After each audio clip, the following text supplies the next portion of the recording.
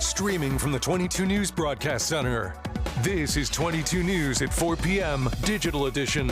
Hey, good Tuesday afternoon, and thank you for joining us for 22 News at 4 o'clock. I'm Nick Oresco. Top stories in just a moment. Let's first get a look at this wonderful weather and traffic with 22 News Storm Team meteorologist Brian Lapis. You know, in the frivolous conversation department here, it occurs to me that today is National Hot Mulled Cider Day today. Specific. Yeah, I think we probably should delay that until November at this point because it's more of a cold lemonade day. Yeah, another summer-like day once again today. Yeah, we got up to 80 at the very least at Westover Air Reserve Base, and we're in the upper 70s in many other places. We'll show that to you in a moment.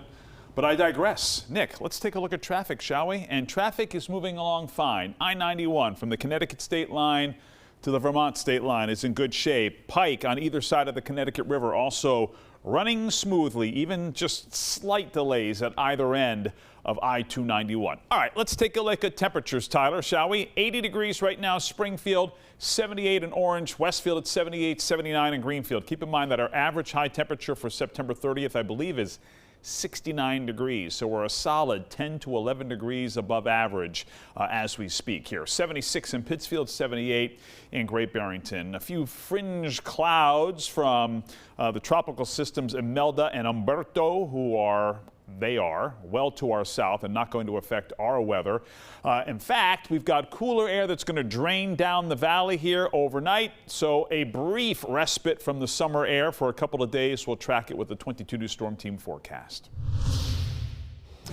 A government shutdown seems to be looming this evening. Both Democrats and Republicans still not stepping down. They have until midnight tonight to pass a new spending bill.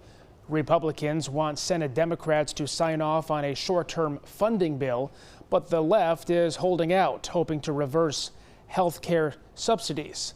They say the health care of millions of Americans are on the line, and they don't trust Republican promises to negotiate in the future.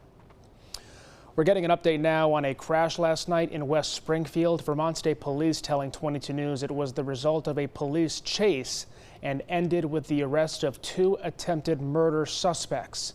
Police say the man and woman were arrested. They were apparently part of a road rage shooting earlier this month in Vermont. Warrants were put out for their arrests on charges including first-degree attempted murder, and they were just caught by police last night. One man is dead in Springfield, and police are now searching for the person that stabbed him. Springfield police spokesman Ryan Welsh says it happened Monday night on Main Street. Police found a man around the 2800 block who had been stabbed. He was taken to the hospital but died from his injuries. No more information was released. We will provide updates as soon as they become available. A Springfield man is being sentenced to prison for the murder of his wife. According to the Hamden DA's office, 68-year-old Kenneth Robson was convicted of second-degree murder in the 2024 killing of his wife. The murder happened back in April. Police found 45-year-old Quidiza Holmes laying in her own blood with a head injury. This was not the first conviction for Robson. He was also found guilty for murdering another wife back in 1984 and later released. Back now, meteorologist Brian Lapis. Brian, the dry weather looks to continue, but the cool air is on the way. Yeah, at least for a couple of days we've got some cool air, and we may actually have some of our first rounds of frost here before the end of the week. Let's take a look at our clouds and radar right now. You can see here that there are thin clouds to our south, but these clouds are continuing to push farther south down the valley as this big area of cool and dry air starts to kind of wedge itself, pivot into the Pioneer Valley. You can see it here on the 22 News Storm Team Skycast. 5 o'clock here this afternoon. Just some scattered clouds around. Evening temperatures will be quickly falling through the 70s and eventually falling through the 60s. There will be a noticeable breeze from the north here overnight tonight, and for that matter through the day tomorrow. Temperatures tomorrow morning will be, or early tomorrow morning, will be in the 40s. Notice clear air here at 7 o'clock. Sunshine at 10 o'clock, sunshine at noontime. Breezy, dry, no recent rain. And that means that those ingredients will combine for elevated risk for brush fires here tomorrow. So it is best not to burn outside and be very careful with the disposal of smoking materials. Spark could set off a brush fire, which is certainly not a good thing. High temperatures tomorrow in the low to mid 60s. We're forecasting a high of 62 to 66 and certainly plenty of sunshine. Temperatures turn around for the weekend. We'll show you on 22 News at 5. Red Sox fans hoping to head to New York for the Wild Card Series tonight might run into some issues getting a ticket.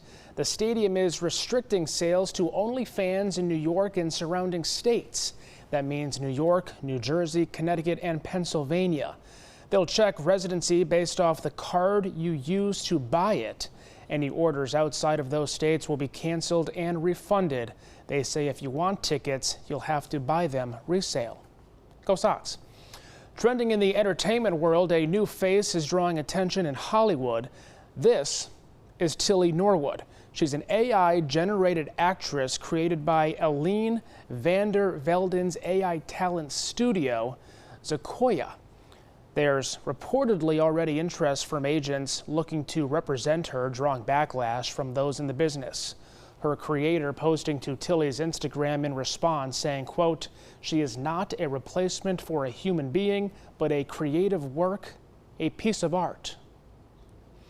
Celebrity power couple Nicole Kidman and Keith Urban have separated after nearly 2 decades of marriage.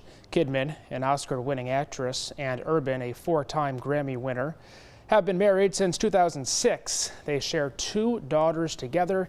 TMZ was the first to report this news.